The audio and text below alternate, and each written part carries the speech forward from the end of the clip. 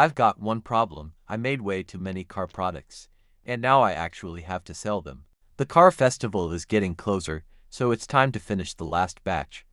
This time we've got custom engraved cutting boards, car keychains, more wooden products, and some RGB lights for good measure. Everything is being made in my workshop, from raw materials to finished products. And with the festival getting closer, there's no time to slow down. So let's see what we can make before it's time to pack everything up and find out if people actually want to buy it.